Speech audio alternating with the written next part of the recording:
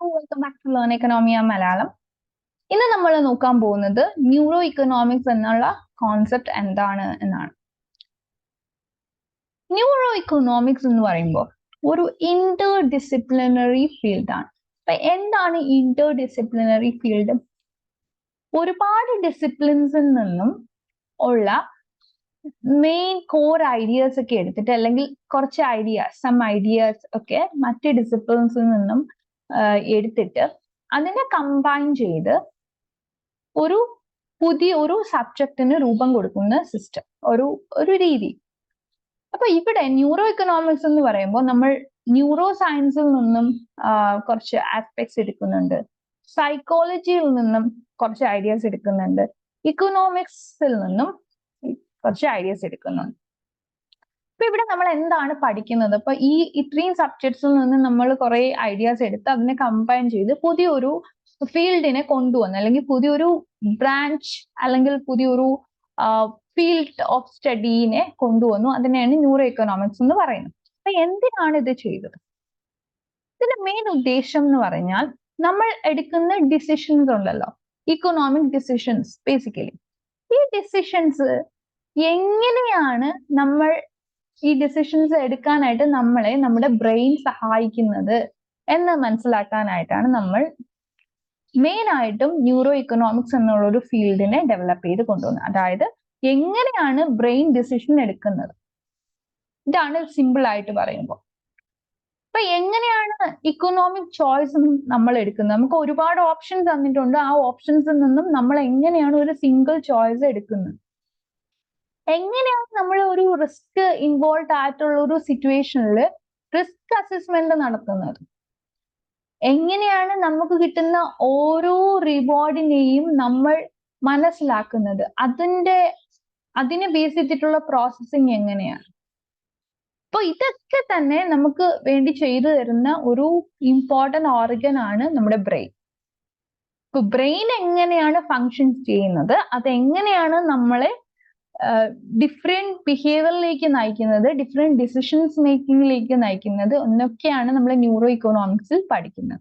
അപ്പൊ ഇതിന്റെ ഡീറ്റെയിൽസ് ആണ് നമ്മൾ ഇന്നിപ്പോ നോക്കാനായിട്ട് പോകുന്നത്. അപ്പോ ന്യൂറോ ഇക്കണോമിക്സ് എന്ന് പറയുന്ന ഈ ഒരു ബ്രാഞ്ചില് ഇതൊരു കോംപ്ലക്സ് ബ്രാഞ്ചാണ്. ഒരിക്കലും ഒരു സിമ്പിൾ ബ്രാഞ്ച് ആയിട്ട് എടുക്കരുത്. കാരണം ഇക്കണോമിക്സ് തന്നെ നമുക്കറിയാം ഒരുപാട് കോംപ്ലക്സിറ്റീസ് ഉള്ള ഒരു സബ്ജക്റ്റ് ആണ് അല്ലെ. അതേപോലെ ന്യൂറോ സയൻസ് നമ്മൾ ഹ്യൂമൻ ബോഡിയെ പറ്റി, ഹ്യൂമൻ ബോഡിയിലെ ഇമ്പോർട്ടന്റ് ആയിട്ടുള്ള ഒരു ഓർഗൻ ആയിട്ടുള്ള ബ്രെയിനെ പറ്റി പഠിക്കുന്നത്, ന്യൂറോളജിനെ പറ്റി ഒക്കെ നമ്മൾ പ്രതിപാദിക്കുന്ന ഒരു സബ്ജക്റ്റ് ആണ് ന്യൂറോ സയൻസ് എന്ന് പറയുമ്പോൾ. അപ്പോ ഈ ന്യൂറോ ഇക്കണോമിക്സ് എന്ന ഒരു സബ്ജക്റ്റില് വീണ്ടും കോംപ്ലക്സിറ്റി കൂടുകയാണ്. കാരണം ഒരുപാട് കോംപ്ലക്സ് ആയിട്ടുള്ള സബ്ജക്റ്റിന്റെ ഒരു കോമ്പിനേഷൻ, അവിടുന്ന് കോർ ഐഡിയാസ് എടുത്തിട്ട് അതിനെ കമ്പൈൻ ചെയ്ത് കൊണ്ടുവന്ന് ഒരു പുതിയൊരു സബ്ജക്ട് ഉണ്ടാക്കുമ്പോൾ ഡെഫിനറ്റ് ആയിട്ടും അവിടെയും പ്രശ്നങ്ങൾ ഉണ്ടാകും, അവിടെയും കോംപ്ലക്സിറ്റി വർക്ക്ഔട്ട് ആവും. സോ ഇവിടെ അത് തന്നെയാണ് സംഭവിക്കുന്നത്. ന്യൂറോ ഇക്കണോമിക്സും ഒരു സിമ്പിൾ സബ്ജക്റ്റ് അല്ല, ഡെഫിനറ്റ്ലി അവിടെ കോംപ്ലക്സിറ്റീസ് ഉണ്ട്. ഇവിടെ കോംപ്ലക്സ് ടൂൾസ് വെച്ചിട്ട് കാര്യങ്ങൾ അനലൈസ് ചെയ്യുകയാണ് ചെയ്യുന്നത്. അപ്പൊ എന്തൊക്കെയാണ് ഈ കോംപ്ലക്സ് ടൂൾസ്? കുറച്ച് കോംപ്ലക്സ് ടൂൾസിനെ പറ്റിയിട്ട് പറയാം. ബ്രെയിൻ ഇമാജിൻ, ഇതൊരു ടെക്നിക്കാണ് ന്യൂറോ ഇക്കണോമിക്സിൽ ഉപയോഗിക്കുന്ന. അഗൈൻ ഇലക്ട്രോ എൻസെഫലോഗ്രഫി, അതേപോലെ ബിഹേവിയറൽ എക്സ്പെരിമെന്റ്സ്. അപ്പൊ ഇത്രയും ടെക്നിക്സ് നമ്മൾ ഉപയോഗിച്ചിട്ട് ന്യൂറോ ഇക്കണോമിക്സിനെ മനസ്സിലാക്കാനായിട്ട് ശ്രമിക്കുകയാണ്, അല്ലെങ്കിൽ ന്യൂറോ ഇക്കണോമിക്സിൽ വരുന്ന ആസ്പെക്ട്സിനെ, സബ്ജക്ട്സിനെ, ടോപ്പിക്സിനെ ഒക്കെ മനസ്സിലാക്കാനായിട്ട് നമ്മൾ ശ്രമിക്കുന്നു.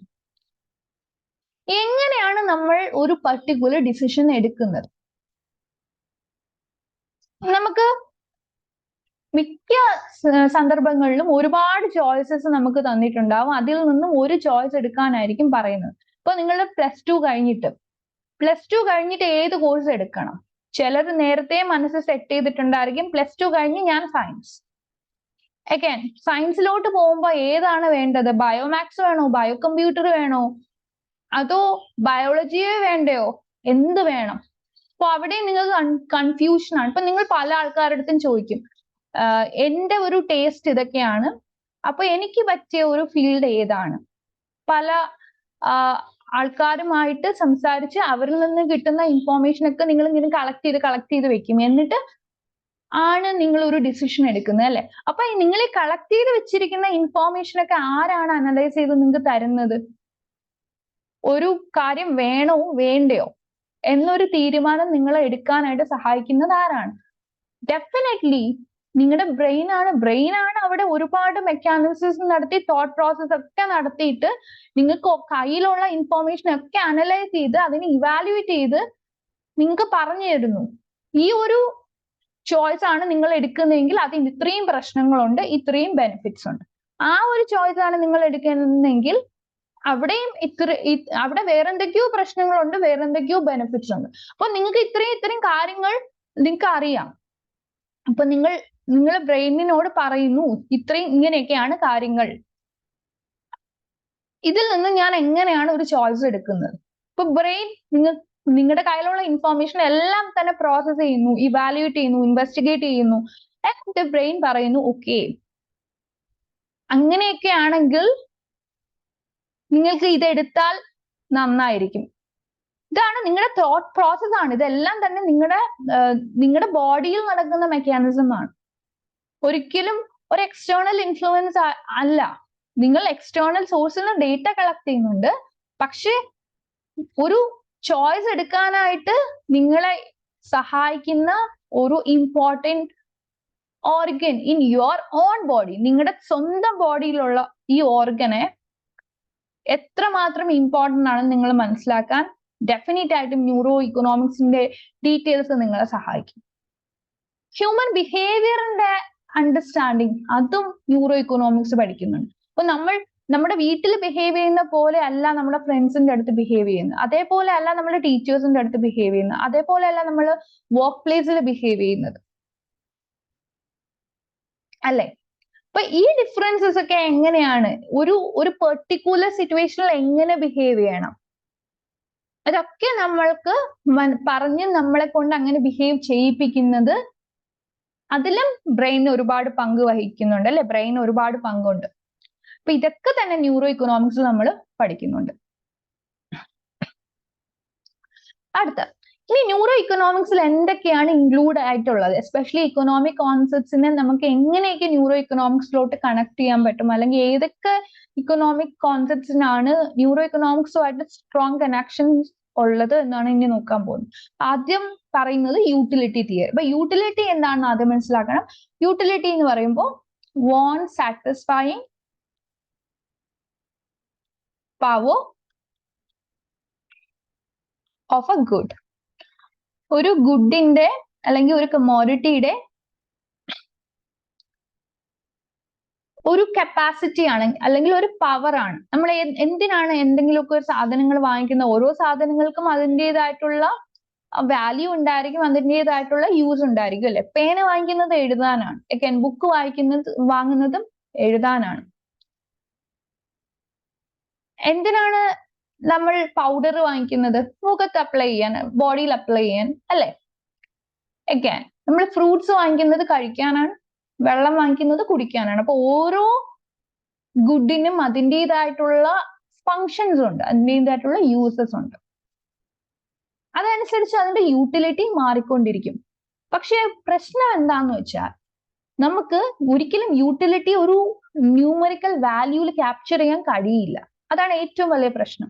അപ്പൊ ഇതിൽ തന്നെ ശരിക്കും ഇക്കണോമിക് തിയറീസ് വരുന്നുണ്ട്. നിങ്ങൾക്ക് ഓർമ്മയുണ്ടെങ്കിൽ subjective and objective valuation of utility, അതായത് cardinal and ordinal approach to utility എന്ന് പറയുന്ന ഒരു ഡെഫിനറ്റ് ആയിട്ടൊരു കോൺഫ്ലിക്റ്റിംഗ് സെനാരിയോ നമ്മുടെ മൈക്രോ ഇക്കണോമിക്സിലുണ്ട്. ഡെഫിനറ്റ് ആയിട്ട് നമ്മൾ അതിന്റെ ഡീറ്റെയിൽസിലേക്ക് പിന്നീട് ഒരു സെപ്പറേറ്റ് സെഷനിൽ തന്നെ പോകാം. അപ്പൊ ജസ്റ്റ് ഇപ്പോൾ നിങ്ങൾ മനസ്സിലാക്കേണ്ടത് യൂട്ടിലിറ്റി ഒരിക്കലും, അല്ലെങ്കിൽ ഒരു കമോഡിറ്റി നമുക്ക് തരുന്ന സാറ്റിസ്ഫാക്ഷൻ ഒരിക്കലും നമുക്ക് ഒരു സിംഗിൾ നമ്പറിൽ ക്യാപ്ചർ ചെയ്യാൻ കഴിയില്ല, അല്ലെ? യൂട്ടിലിറ്റി സബ്ജക്റ്റീവുമാണ്. അതായത് ഇപ്പൊ ഞാൻ ഒരു ഐസ്ക്രീം കുടിക്കുമ്പോൾ എനിക്ക് കിട്ടുന്ന യൂട്ടിലിറ്റി ആയിരിക്കത്തില്ല നിങ്ങൾ ഒരു ഐസ്ക്രീം കുടിക്കുമ്പോൾ നിങ്ങൾക്ക് കിട്ടുന്നത്. അപ്പൊ എനിക്ക് ചിലപ്പോൾ സ്ട്രോബെറി ഫ്ലേവർ ഇഷ്ടമായിരിക്കും, നിങ്ങൾക്ക് ചിലപ്പോൾ സ്ട്രോബെറി ഫ്ലേവർ ഇഷ്ടമല്ലായിരിക്കും. അപ്പൊ ഞാൻ ഇഷ്ടത്തോടു കൂടി സ്ട്രോബെറി ഫ്ലേവർ ഉള്ള ഒരു ഐസ്ക്രീം കുടിക്കുമ്പോൾ എനിക്ക് ഭയങ്കര സാറ്റിസ്ഫാക്ഷൻ ആയിരിക്കും കിട്ടുന്നത്. പക്ഷെ നിങ്ങൾ ഇഷ്ടമല്ലാത്ത ഒരാള് സ്ട്രോബെറി ഫ്ലേവർ ഉള്ള ഐസ്ക്രീം നിവർത്തികെട്ട് കുടിക്കുമ്പോൾ ഡെഫിനറ്റ് ആയിട്ടും നിങ്ങൾക്ക് അത്ര സാറ്റിസ്ഫാക്ഷൻ കിട്ടാൻ ഒരു ചാൻസും ഇല്ല, അല്ലെ? ഇപ്പൊ സെയിം കമോഡിറ്റി പല ആൾക്കാരും പല രീതിയിലാണ് വാല്യൂ ചെയ്യുന്നത്. അപ്പൊ ഇതൊക്കെ ബേസ് ചെയ്തിട്ട് ഞാൻ എന്റെ ആഗ്രഹങ്ങള്, ഇഷ്ടങ്ങള്, ഡിസ്ലൈക്സ് ഒക്കെ മനസ്സിലാക്കിയിട്ട് ഞാൻ എനിക്ക് എന്റെ മുന്നിൽ അവൈലബിൾ ആയിട്ടുള്ള ഓരോ ചോയ്സസിനെയും ഇവാലുവേറ്റ് ചെയ്തിട്ട് ഞാനൊരു ഡിസിഷൻ അവിടെ എടുക്കുമ്പോൾ അതിൽ ഡെഫിനറ്റ് ആയിട്ടും ഇക്കണോമിക്സ് കടന്നു വരുന്നുണ്ട്, ന്യൂറോ സയൻസും കടന്നു വരുന്നുണ്ട്. സോ യൂട്ടിലിറ്റി തിയറി എന്ന് പറയുമ്പോൾ ന്യൂറോ ഇക്കണോമിക്സിന്റെ one of the important topics ആണ്. ഇനി അടുത്ത റിസ്ക് ആൻഡ് അൺസർട്ടനിറ്റി. നമ്മൾ ജീവിക്കുന്ന ഒരു സിറ്റുവേഷൻ എന്ന് പറയുമ്പോൾ എല്ലായിടത്തും റിസ്ക് ഉണ്ട്, അല്ലെ? നമ്മൾ പോയി ക്യാപിറ്റൽ മാർക്കറ്റിൽ ഇൻവെസ്റ്റ് ചെയ്യാൻ പോയാൽ ഡെഫിനറ്റ് ആയിട്ടും അവിടെ റിസ്ക് ഉണ്ട്. ഷെയർ മാർക്കറ്റിൽ മൊത്തം റിസ്ക് ആണ്. റിസ്ക് ഇല്ലാത്ത ഒരു ഏരിയ നമുക്കില്ല. അഗൈൻ നമ്മൾ ഇന്ന് സംസാരിക്കുന്നു, പക്ഷേ നാളത്തെ അവസ്ഥ നമുക്ക് അറിയത്തില്ല എന്താണ് സംഭവിക്കുന്നതെന്ന്. കാരണം അവിടെയും റിസ്ക് എലമെന്റ് ഉണ്ട്. റിസ്ക് എന്ന് പറയുമ്പോൾ it's all because of uncertainty. നമുക്കൊന്നും പ്രെഡിക്റ്റ് ചെയ്യാൻ പറ്റാത്ത അവസ്ഥയാണ്. ഫ്യൂച്ചറിൽ എന്താണ് സംഭവിക്കുന്നത്, അല്ലെങ്കിൽ അടുത്ത നിമിഷം എന്ത് സംഭവിക്കുന്നു നമുക്കറിയില്ല. ഈ ഒരു സിറ്റുവേഷനിലാണ് നമ്മൾ ഇന്ന് ഡിസിഷൻ എടുക്കുന്നത്, അല്ലെ? നമുക്ക് നാളെ എന്ത് സംഭവിക്കുമെന്ന് നമുക്ക് അറിയില്ല. എന്നാലും നമ്മൾ ഇന്ന് കഷ്ടപ്പെടാനുള്ളത് നമ്മൾ കഷ്ടപ്പെടുന്നുണ്ട്, പഠിക്കേണ്ടതാണെങ്കിൽ പഠിക്കുന്നുണ്ട്, ചെയ്യേണ്ടതൊക്കെ ചെയ്യുന്നുണ്ട്. പക്ഷെ എന്താണ് നാളെ ഇതിന്റെ ഒരു ഇത് നമുക്ക് എന്താണ് നമുക്ക് തരുന്നതെന്ന് നമുക്ക് ചിലപ്പോൾ കംപ്ലീറ്റ് ആയിട്ട് ഫുൾ അക്യുറസിയോടെ പ്രെഡിക്റ്റ് ചെയ്യാൻ പറ്റില്ല. The same with natural disaster. ഇന്ന് നമ്മളുടെ ക്ലൈമറ്റ് ഒക്കെ നല്ല രീതിയിൽ പോകുന്നുണ്ട്, നാളെ പക്ഷെ എന്ത് സംഭവിക്കും നമുക്ക് അറിയത്തില്ല. അപ്പൊ ഇത്രയും നേരം വരെ വെയിലുണ്ടെങ്കിൽ അടുത്ത നിമിഷം ആ വെയിൽ തന്നെ സസ്റ്റെയിൻ ചെയ്യുമോ, അതോ വേറെ എന്തെങ്കിലും ക്ലൈമാറ്റിക് ഫ്ലക്ച്വേഷൻസ് അവിടെ വരുമോ, അതും നമുക്ക് 100% ആക്യുറസി നമുക്ക് അവിടെ അതോടുകൂടി പ്രെഡിക്റ്റ് ചെയ്യാൻ പറ്റില്ല. സോ എല്ലാം റിസ്ക് ആൻഡ് അൺസർട്ടനിറ്റി ആണ്. അപ്പോ ഈ റിസ്ക്കും അൺസർട്ടനിറ്റിയും ഒക്കെ വെച്ചിട്ട് നമ്മൾ എങ്ങനെയാണ് ഡിസിഷൻ എടുക്കുന്നത്? ഈ ഡിസിഷൻ മേക്കിങ്ങിന് നമ്മളെ സഹായിക്കുന്നത് നമ്മുടെ ബ്രെയിൻ തന്നെയാണ്, അല്ലേ? സോ അതും നമ്മൾ ന്യൂറോ സയൻസിൽ, ന്യൂറോ ഇക്കണോമിക്സിൽ പഠിക്കുന്നുണ്ട്. അടുത്ത സോഷ്യൽ ഡിസിഷൻ മേക്കിംഗ്. ഇത് കുറച്ച് കൂടെ കോംപ്ലക്സ് ആയിട്ടുള്ള ഒരു കോണ്ടെക്സ്റ്റ് ആണ്.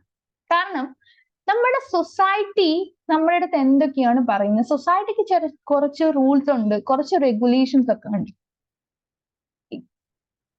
ഇങ്ങനെ ചെയ്യാൻ പാടില്ല, അങ്ങനെ ചെയ്യാൻ പാടില്ല, പബ്ലിക് പ്ലേസിൽ ഇങ്ങനെയൊന്നും ചെയ്യാൻ പാടില്ല, അല്ലെ?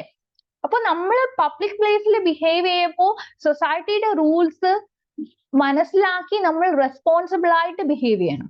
നമ്മൾ വീട്ടിൽ നമ്മൾ ബിഹേവ് ചെയ്യുന്ന പോലെ അല്ല നമ്മൾ സൊസൈറ്റിയുടെ മുന്നിൽ ബിഹേവ് ചെയ്യുന്നത്, അല്ലെ? ഇപ്പൊ നമ്മൾ നമ്മുടെ ഫ്രണ്ട്സ് ഒക്കെ നമ്മുടെ വീട്ടിൽ വരുമ്പോ ഫ്രണ്ട്സ് ചിലപ്പോ പറയും, ഓക്കെ ഇവൻ പാവമാണ് അല്ലെങ്കിൽ ഇവള് പാവമാണെന്ന് പറയും. അപ്പൊ വീട്ടിലുള്ള ആൾക്കാർ പറയും, ഇവിടെയാണ് തനി സ്വഭാവം കാണിക്കുന്നത്, അപ്പൊ ഞങ്ങൾക്ക് മാത്രമേ അറിയത്തുള്ളൂ എന്താണ് റിയൽ ക്യാരക്ടർ എന്ന്. അപ്പൊ അതെന്താണ് അവിടെ ഒരു ഡിഫറൻസ് വരുന്നത്? സെയിം പേഴ്സൺ തന്നെയാണ് വീട്ടിലും ബിഹേവ് ചെയ്യുന്നത്, സൊസൈറ്റിയിലും ബിഹേവ് ചെയ്യുന്നത്, ഫ്രണ്ട്സിന്റെ ഇടയിലും ബിഹേവ് ചെയ്യുന്നത്. പക്ഷെ എന്താണ് ഇങ്ങനെ വേരിയേഷൻ, ബിഹേവിയറിൽ വരുന്ന വേരിയേഷൻ, സ്വഭാവത്തിലെ മാറ്റം എന്തുകൊണ്ടാണ്?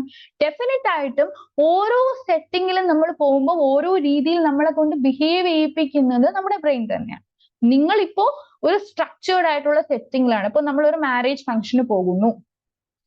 മാരേജ് ഫംഗ്ഷന് ഡ്രസ് ചെയ്ത് പോകുന്ന പോലെ ഒരിക്കലും നമ്മളൊരു മരണത്തിന് ഡ്രസ് ചെയ്ത് പോകത്തില്ല, അല്ലെ? സോ ആരാണ് ഇതൊക്കെ നമുക്ക് പറഞ്ഞു തരുന്നത്? നമ്മുടെ സൊസൈറ്റിയിലുള്ള ആ ഒരു റൂൾസ് അനുസരിച്ചിട്ടാണ് ഓരോ വ്യക്തിയും മുന്നോട്ട് പോകുന്നത്, ഓരോ ഡിസിഷനും നമ്മൾ എടുക്കുന്നത്. ഡെഫിനറ്റ്ലി കുറച്ച് ഇക്കണോമിക് ഡിസിഷൻ നമ്മൾ എടുക്കുമ്പോഴും ഇതേ അവസ്ഥ തന്നെയാണ്. സൊസൈറ്റിയുടെയും ഇക്കണോമിക് ആസ്പെക്ടിന്റെയും കുറെ കോൺഫ്ലിക്റ്റിംഗ് സെനാറിയോ ചിലപ്പോൾ അവിടെ വരും. അപ്പോൾ അവിടെയൊക്കെ തന്നെ നമ്മളെ കൊണ്ട് ആരാണ് ശരിയായിട്ടുള്ള ഡിസിഷൻ എടുപ്പിക്കുന്നത്? ഈ കോംപ്ലക്സ് ഇൻഫോർമേഷൻ ഒക്കെ അനലൈസ് ചെയ്തിട്ട് ബ്രെയിൻ നമുക്ക് പറഞ്ഞു തരുന്നു. ഓക്കെ, നിങ്ങളിപ്പോ പോകുന്ന ഇങ്ങനെ ഒരു സെറ്റിങ്ങിലോട്ടാണ്, അപ്പൊ ബിഹേവ് വെൽ, ഇങ്ങനെ ഡ്രസ് ചെയ്തിട്ട് പോണം. മരണത്തിന് പോകുമ്പോൾ ഒരിക്കലും കല്യാണത്തിന് പോകുന്ന പോലെ ഡ്രസ് ചെയ്തിട്ട് പോകരുത്. നമ്മൾ അതനുസരിക്കുന്നു. നമ്മളെ ബിഹേവിയർ ആയാലും നമ്മുടെ തോട്ട് പ്രോസസ് ആയാലും ഒക്കെ റെഗുലേറ്റ് ചെയ്യാനായിട്ടുള്ള ഒരു കപ്പാസിറ്റി ബ്രെയിനുണ്ട്. സോ ഇതൊക്കെ തന്നെ നമ്മൾ ന്യൂറോ ഇക്കണോമിക്സ് പഠിക്കുന്നു. Again, Inter temporal choice. എന്താണ് ഇന്റർ ടെമ്പോറൽ ചോയ്സ്? ഇന്ന് നമ്മൾ ഒരു ഡിസിഷൻ എടുക്കുന്നു, ആ ഡിസിഷന്റെ ഇമ്പാക്ട് നമുക്ക് ചിലപ്പോൾ നാളെ ആയിരിക്കും കിട്ടുന്നത്. Impact tomorrow. ഇപ്പൊ ഇന്നത്തെ ദിവസം, നാളെ എക്സാം ആണ്, ഇന്നത്തെ ദിവസം ഞാൻ പഠിക്കണോ അതോ സിനിമയ്ക്ക് പോകണോ? ഈ ഒരു ഡിസിഷൻ, ഞാൻ ഏത് ഡിസിഷൻ എടുക്കുന്നു എന്നുള്ള രീതി അനുസരിച്ചിട്ടായിരിക്കും നാളെ എനിക്ക് കിട്ടുന്ന മാർക്സ്, അല്ലെ? അപ്പൊ ഇന്ന് ഞാൻ സിനിമയ്ക്ക് പോയി അടിച്ച് പൊളിച്ച് പഠിക്കാതിരുന്നാൽ ഡെഫിനറ്റ്ലി ഇന്ന് എനിക്ക് ഭയങ്കര സന്തോഷമായിരിക്കും. കാരണം ഞാൻ സിനിമയൊക്കെ കണ്ട് എൻജോയ് ചെയ്ത് തിരിച്ചു വരുമ്പോൾ ഒരു ഐസ്ക്രീം ഒക്കെ കുടിച്ച് വന്നു, കയറി കിടന്ന് ഉറങ്ങി, നല്ല സുഖമായി ഉറങ്ങി, നല്ല സുഖം, നല്ല ദിവസം, നന്നായിട്ട് എൻജോയ് ചെയ്തു. അപ്പൊ അതാണ് ഇന്നത്തെ ഡിസിഷൻ. എനിക്ക് അതായിരുന്നു, ഇന്ന് മൊത്തം എൻജോയ് ചെയ്യുക. അതാണ് ഞാൻ ഇന്ന് എടുത്ത ഡിസിഷൻ. അപ്പൊ അതിന്റെ ഇമ്പാക്ട് എന്തായിരിക്കും? നാളെ ഞാൻ എക്സാം ഹാളിൽ ചെന്ന് ഇങ്ങനെ ആലോചിച്ചിരിക്കും, ഒന്നിന്റെയും ആൻസർ അറിയാൻ പാടില്ല. കാരണം ഞാൻ ഇന്ന് മൊത്തം അടിച്ചു പൊളിച്ചു, നാളെ എനിക്കൊന്നും അറിയത്തില്ല. പക്ഷെ തിരിച്ച് ഞാൻ ഇന്ന് വിചാരിക്കണം, ഓക്കെ എനിക്ക് നാളെ എക്സാം ആണ്, so I should be responsible. ഞാൻ ഇന്നിരുന്ന് പഠിക്കണം, എന്റെ മാക്സിമം സമയം പഠിത്തത്തിന് വേണ്ടിയിട്ട് മാറ്റി വെക്കണം. കാരണം നാളെ എനിക്ക് എക്സാം ആണ്, നാളെ കഴിഞ്ഞാൽ എനിക്ക് പിന്നെ പഠിച്ചിട്ട് കാര്യമില്ല. അപ്പൊ ഞാൻ ഇത് മൊത്തം എന്റെ മാക്സിമം സമയം ഫുൾ യൂട്ടിലൈസേഷൻ പഠിത്തത്തിന് മാത്രം. അങ്ങനെ സ്പെൻഡ് ചെയ്തിട്ട് പോകുന്ന ഒരാള്, ഞാൻ പഠിച്ചു, റിവൈസ് ചെയ്തു, എല്ലാം ചെയ്തു, ഓൾമോസ്റ്റ് എന്നെ കൊണ്ട് പറ്റുന്ന മാക്സിമം പക്ക ആക്കി എക്സാം ഹാളിൽ പോകുമ്പോൾ എനിക്ക് അവിടെ എല്ലാ ക്വസ്റ്റ്യൻസും ആൻസർ ചെയ്യാൻ പറ്റും.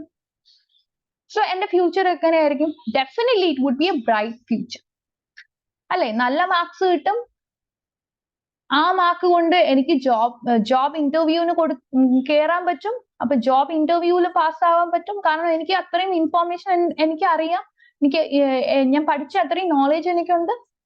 സോ ഡെഫിനറ്റ്ലി ഇങ്ങനെയുള്ള കുറെ കാര്യങ്ങൾ, ഇന്റർ ടെമ്പോറൽ ചോയ്സ്, ഇന്നും നാളെയും തമ്മിലുള്ള കണക്ഷൻ, ഇന്ന് എടുക്കുന്ന ഡിസിഷൻ എങ്ങനെ നാളെ ഇമ്പാക്ട് ചെയ്യും, ഇന്ന് എനിക്ക് സുഖം വേണോ നാളെ എനിക്ക് സുഖം വേണം എന്നുള്ള ഒരു ചിന്ത, ഈ ഒരു ചോയ്സ്, ഇതൊക്കെ നമ്മളെ കൊണ്ട് ചെയ്യിപ്പിക്കുന്നതും എടുപ്പിക്കുന്നതും ഒക്കെ നമ്മുടെ ബ്രെയിൻ ആണ്.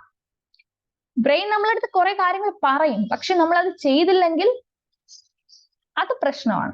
അത് മറ്റൊരു രീതി. ബ്രെയിൻ പറയുന്നത് നമ്മൾ ചെയ്യണം. നെക്സ്റ്റ്, ഇപ്പൊ ന്യൂറോ ഇക്കണോമിക്സ് എന്ന് പറയുമ്പോൾ ഒരു കോംപ്ലക്സ് ടോപ്പിക് ആണ്. ഡെഫിനറ്റ്ലി ഡിസിഷൻ മേക്കിംഗ് തന്നെ ഒരു കോംപ്ലക്സിറ്റി വരുന്ന ഒരു ആസ്പെക്ട് ആണ്, അല്ലെ? കാരണം ന്യൂറോ ഇക്കണോമിക്സിൽ മൾട്ടിപ്പിൾ ഡിസിപ്ലിൻസിന്റെ കയ്യിൽ നിന്നും ബോറോ ചെയ്ത കുറെ ഐഡിയാസ് ആണ് നമ്മൾ ഇവിടെ എടുക്കുന്നത്. അതുകൊണ്ടാണ് ഒരു യുണീക് പെർസ്പെക്റ്റീവ് ആണ് നമ്മൾക്ക് ഈ ന്യൂറോ ഇക്കണോമിക്സ് തരുന്നത്. നമ്മുടെ ന്യൂറൽ പ്രോസസ്സിനെ പറ്റി, നമ്മുടെ ബ്രെയിൻ എങ്ങനെ ഫങ്ഷൻ ചെയ്യുന്നു നമുക്ക് പറഞ്ഞു തരുന്നു. ഒരു ഡിസിഷൻ മേക്കിങ്ങിന് നമ്മളെ സഹായിക്കുന്നത് ബ്രെയിൻ ആണെന്ന് നമ്മൾ മനസ്സിലാക്കി, അതെങ്ങനെയാണ് ബ്രെയിൻ നമുക്ക് ഒരു പെർട്ടിക്കുലർ ഡിസിഷൻ നമ്മളെ എടുക്കാനായിട്ട് സഹായിക്കുന്നത്, ഇതൊക്കെ നമുക്ക് ന്യൂറോ ഇക്കണോമിക്സ് പറഞ്ഞു തരുന്നു. അവിടെ നമ്മുടെ തോട്ട് പ്രോസസ് എങ്ങനെയായിരിക്കും, അതെങ്ങനെയാണ് നമ്മളെ ഒരു സിംഗിൾ ഡിസിഷൻ, മൾട്ടിപ്പിൾ ഓപ്ഷൻസിൽ നിന്നും ഒരു സിംഗിൾ ഡിസിഷൻ എടുപ്പിക്കുന്നത് എങ്ങനെയാണ്, ഇതൊക്കെ ന്യൂറോ ഇക്കണോമിക്സ് പറഞ്ഞു തരുന്നു.